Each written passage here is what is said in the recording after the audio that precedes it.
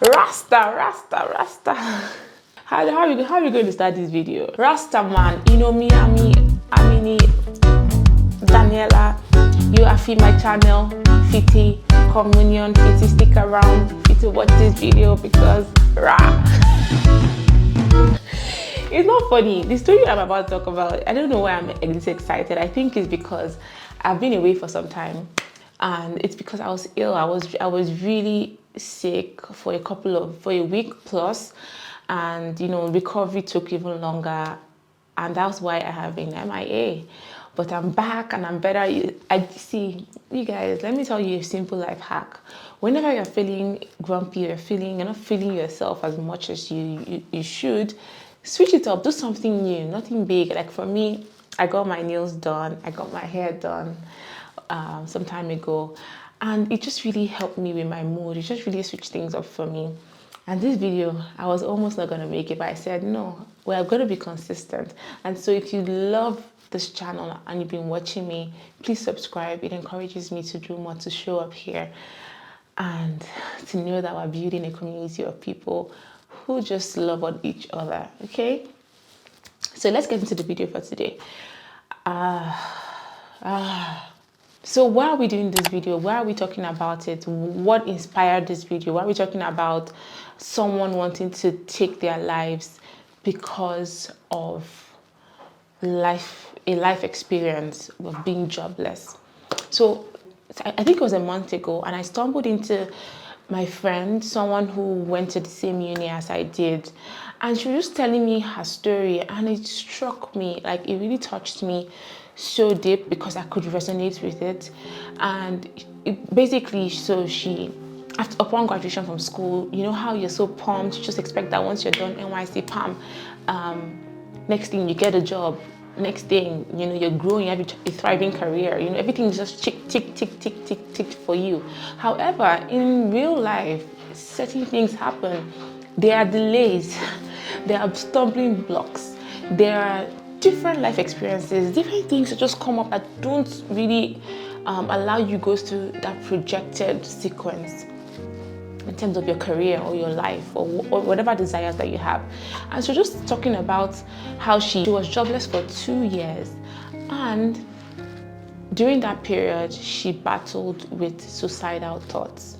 She was this close to taking her life. In fact, she was just telling me how she kept on questioning different things. She would see her friends get jobs, she would see different things work out for different people, and she just felt like, what is this life about? Even though thankfully she never went through with that thought of suicide, but she fell into a very, very deep hole, a dark hole of depression, and she had to battle that before the light came. And now she's in a very thriving career, and it's just so beautiful to see that she can tell her story in retrospect. But telling that story just made me want to do this video because I also was jobless for almost a year, and it was a time, and I'm going to be telling you about it. So sometime in 2015, I had finished from my university, and then if you were in Nigeria, if you're a Nigerian, you know that after your first degree, you are expected to serve the country. So under this National Youth Service Corps program for a year. So basically it's somewhat of an internship where they post you to a particular location. And afterwards, you can then begin your career. And so during my NYSC, I got a job, which is very rare. Like for people to get jobs while in NYSC, it's not something that happens every time. Usually people finish NYSC and then start to look for jobs. But a few months before my passing out parade, my POP for NYSC, I got a job. I was very excited. It was in fashion at the time. I was really happy because I had a passion for fashion. I still do. And I just really felt like that was where I was going, or God was leading me to go. And so I got this job, and I was very excited. So after NYSC, I started the job. And a few months into the job, a lot of things started to happen. And I was led to leave the job. I was enjoying my job. I liked the thrill of it. I liked the hands-on experience it gave me. I felt like it was preparing me to start my own thing. Well, guys, guess what? I was led by the Spirit of God to leave that job. I didn't have any backup plan. I didn't have anything I was going to do, but I left in obedience. And I recall after taking that bold step and then tendering my resignation letter, and I got home and I just went into a period of waiting on the Lord, prayer and fasting. And while I was praying, the Holy Spirit spoke to me and told me, don't worry, I'm going to place you in my garden where you will flourish. And he told me a couple of things around that. And when it's time, I'm going to know. He's going to show me where he's leading me to. And that was so comforting to just to know that my life was orchestrated by God and I'm living out his divine plan for my life. And so for me, obedience is key. I just surrendered and I'm like, oh, Father, I'm open to where you're leading me. And that was how I stopped that job. If you watched my previous video on how I changed and how I got saved by the saving power of Jesus and how my life has evolved over the time, one of the things that changed for me by the reason of that decision and receiving God's love for me was that I realized that my life is no longer my own. Like in the Bible, you hear different, especially in Jeremiah, you hear him talking about before I was born, you knew me, you knew who I'll become, I've been predestined. So it's just like, we are not just on this earth, touring the earth without any plan or purpose. There is a creator that has a plan for my life. And immediately that dawned on me. I began to see the importance of spiritual leading in everything that I do. And to date, I don't take it for granted in any way. I make sure that I am in tune with the Spirit of God to be able to hear when he's saying go, don't go, move, where, what, who, that has saved me a whole great deal. And I'm just sharing this with you to tell you that different people can go through the same things and come out differently. The difference is how they approach it and who they approach it with. By who now, I mean, who is with you on that journey? Are you alone? Are you with the Holy Spirit? Are you just wandering through life? Who is with you? Who do you have? What do you have as backup? What do you have as confidence that keeps you going? And you expect that. I've heard from God that, I'm going to place you in the garden. I'm like, oh my God, yay. I'm going to have a fantastic job. God has told me about it. He's placing me there strategically. I'm going to excel. Guess what? December came. January, February, March, April, May, June. No job. That was like what? 8 months. No job. You guys. Sometimes we think that when God tells you something, it just really happens, boom. And it's just come, boom. But now let's talk about what happened within that journey.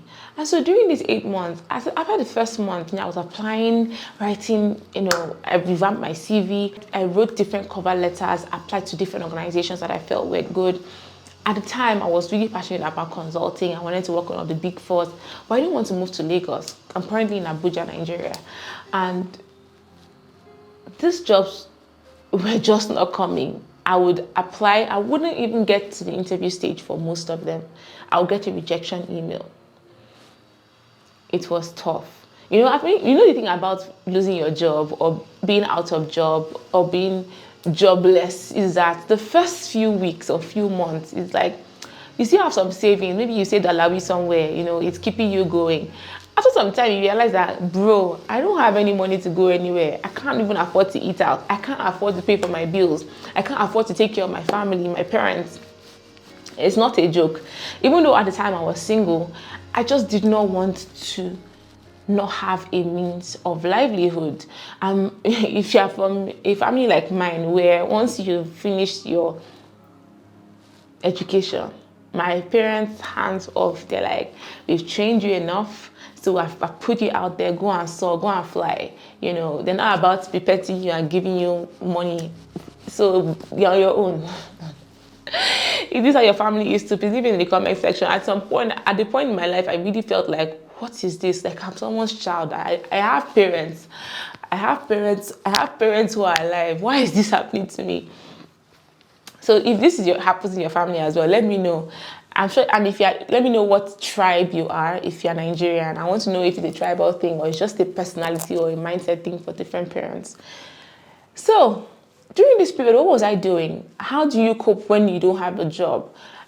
One, I would say keep applying. So if you apply for a job with a particular CV, you're tailored this way, reinvent it, make some tweaks. Try and see from the eyes of the recruiter, what could they be looking for? Put the job advertisement alongside your side by side by your CV and your cover letter, and see if you really fit in to that job description or job requirement, and maybe just see why they might pick somebody else over you, and just keep reinventing. But what happened one day was that I was talking to one of my friends, and I was just telling him that, oh, I really wanted to work in consulting, and everything just seeming really, really tough, and I just really want to work in a good place where I can learn, I can get hands-on experience. And my friend was like, oh wait, I know a couple of organizations here in Abuja that may not necessarily be big, but they're a good training ground for you, and they pay pretty okay. So it's a good start to your career. And I spoke to my fiance at the time, which is now my husband, about it, and he was like, oh, that's brilliant. So by the time he sent me the names of the organizations, a few of them I had already known. And I was looking forward to, already researching for when they would put out job openings that I could apply for. But they were not recruiting at the time. And this was like maybe in May. So what did I do? I got my outfits together. I got myself together, my hair, my makeup, my shoes.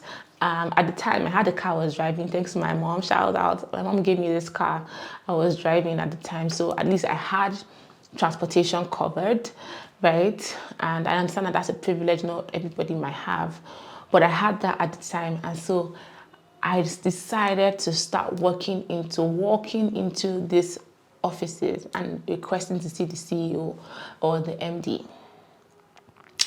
Now that I think about it, how old was I? I was probably 22. I was probably 22 years old at the time, and that was when I was doing all of this. You guys imagine. And so I would just dress up and drive to these locations, research them, drive, and I would ask to see the CEO. In one of the organizations I worked in, and the first time I went, they told me that I don't have an appointment and I could not see the CEO. And I asked them if I could drop a physical copy of my CV, since I didn't find it anywhere online to submit my CV because there was no job opening. And so I did submit that. They didn't get back to me. It took like even over a month. They didn't get back to me. I went back to my list. And so I started visiting these other organizations. Let me give you guys this gist. This very, very, anytime I think about it, it makes me laugh. So there's this particular organization I stepped into. And so I walked in and I was like, oh, can I see the MD? I would like to see the MD. And they asked me, oh, do you have an appointment? And I said, no, I don't have an appointment. Is he expecting you? No, he's not expecting me. Okay, what is it about? I said, there's a business opportunity that I have, that I would like to, there are business opportunities I would like to share with the MD and CEO. So they told me, oh, he's not on seat at the moment, but you can wait, and usually by appointment. And to the glory of God, whilst I sat down there, the CEO walked in, and he just looked at me like, this is me, and he walked straight into his office. So I guess after a couple of minutes, the lady came back and told me, okay, you can go in now. The CEO said he would like to see you. In my mind, I was like, you mean this is happening? And so I walked in and I sat down looking like a working class girl. See, looking good is good business. Please, if you can look good all the time. And so I walked in, I sat, and don't just look good, come with content, do your research. I had researched about the organization. I knew what they were about, I knew what they were doing. And I was just talking to him about the plans that opportunities that I see for the business, where I think it can go, why I think that they need somebody with my skills, why I think that they need somebody with my skills. At this time, I wasn't referring to myself. I was just saying that people who are in line, who have this particular skill set, can move the organization to this level. And when I finished talking, I recall the CEO saying, oh, interesting. So how can we work together? What do you want? And I said, I would like to work with you. I would like to be employed under this institution. And I could see the shock on his face, like, you're looking for work. And he said, I don't think, right now, honestly, we're not looking to hire anybody. And I'm not sure if I can afford you. And in my mind, I'm thinking, why can't you, like, how did I package myself that he's thinking they can't afford me? You guys, long story short, by the time I finished that meeting and I was leaving the office, he said, oh, that's, and I told him, I'm not even looking, I just really want to work and serve here. I feel like I can make a difference here, and the money is not that much of the money is not much of a motivation for me. And at the time, that was the truth. Like, I was just looking for any work. Like, let me be going to work, let me be building my skill set. Because you guys, let me let you know one thing. The more you're comfortable being jobless, the lesser your chances are of being hired later on in the future, because people would ask you for work experience. So whatever kind of experience you can get, please get it. If you can volunteer for free, volunteer your time. If you can serve as an EA for free, whatever you can do, you need to build up those years of work experience. Another thing you also want to bear in mind is most organizations ask for referrals, for referees. And you don't want to be putting, after 3 years completing your first degree, you don't want to be putting your lecturer in school as your referee. So what has happened within the past 1 year, within the past 2 years? Nobody has worked with you that can vouch for the quality of your work or your work ethics. That's a red flag. And so I knew that, so I just really wanted to be doing something. Mind you, at this time, I was already volunteering in church, I was volunteering for committees, but I really wanted something in line with where I was going. And so he said, oh, you can resume next week. And I was elated. For this particular meeting, I had gone to another organization and the CEO was very thrilled, but he said at this time they're running a very lean structure and they can't take on any new persons, but he'll keep my contact and we'll be in touch.